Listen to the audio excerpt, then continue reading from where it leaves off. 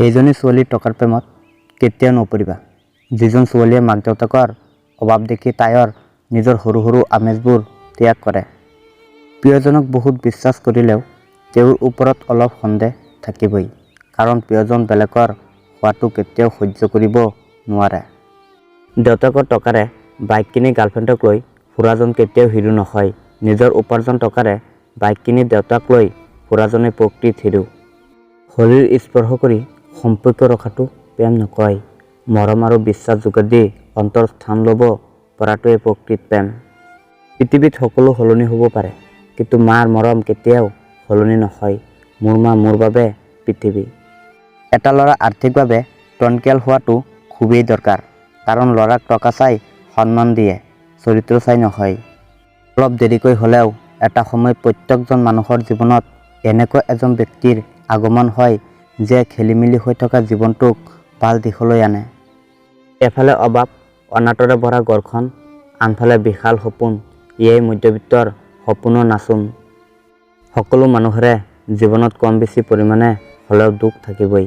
কিছুমানে ষ্টেটাছত প্ৰকাশ কৰে আৰু কিছুমানে হাঁহিৰে ঢাকি ৰাখে। দুখবোৰ খুলি ক'ব পৰা বিশ্বাসী কোনো নাই বাবেই আজি ডিপ্ৰেশ্যনবোৰ বাঢ়ি যাব ধৰিছে। প্ৰিয়জন জীৱনলৈ দেৰিকৈ আহক, কোনো কথা নাই, কিন্তু সঠিক এজন অহাটো বিচাৰোঁ। আমাৰ কাহিনী ইমানেই আছিল যে তেওঁ মোক কেতিয়াও ভাল পোৱা নাছিল আৰু মই তেওঁক কেতিয়াও বেয়া পোৱা নাছিলোঁ। ভীৰু আৰু দুৰ্বল মনৰ ব্যক্তিয়ে দৈহিক মৃত্যুৰ পূৰ্বেও অনেকবোৰ মৃত্যুবৰণ কৰে। সঁচা অন্তৰৰ ব্যক্তিৰ কথা আৰু কামত সদায়ে আত্মবিশ্বাসৰ সুৰ ফুটি উঠে। কাৰোবাৰ অতীতত চাই তেওঁৰ বৰ্তমান চৰিত্ৰ বিচাৰ নকৰিবা। জীৱন নামৰ নাটকখনত কোনো স্থায়ী নহয়, না কাহিনী, না চৰিত্ৰ, না সংলাপ, না পৰিৱেশ, না সংগীত। এটাই মাত্ৰ সত্য যে ই এখন নাটক। আনৰ চৰিত্ৰ খুচৰাৰ আগত নিজৰ চৰিত্ৰ 10 বাৰ খুচৰি চাবা, কাৰণ ভাল মানুহে কেতিয়াও আনৰ চৰিত্ৰ নুখুচৰে। সৰু সৰু সুখবোৰ বুকুত লৈ ফুৰোঁ, সৰু সৰু কথাতেই চিৰিয়াছ হওঁ। কি কৰিম, আমিবোৰ যে সৰু মানুহ, আত্মসন্মানৰ দামবোৰ বৰ বেছি আমাৰ। আগৰ দিনৰ মানুহবোৰ বেছি শিক্ষিত নাছিল সঁচা, কিন্তু তেওঁলোকে কেতিয়াও নিজৰ মাক দেউতাকক বৃদ্ধাশ্ৰমত থোৱা নাছিল। দেখিবলৈ ধুনীয়া হোৱাতকৈ ষ্ট্ৰং হোৱাটো বেছি প্ৰয়োজনীয়। এজন মানুহে আন এজন মানুহক কৰা শ্ৰদ্ধা আৰু নাৰীক কৰা সন্মানৰ পৰাই অনুমান কৰিব পাৰি যে তেওঁৰ পাৰিবাৰিক শিক্ষা বহুত বেছি ধুনীয়া। এটা কথা মনত ৰাখিবা, তুমি যদি আগবাঢ়ি যাব বিচাৰিছা, পৃথিৱীত কোনো শক্তি নাই যিয়ে তোমাক বাধা দি ৰাখিব পাৰিব।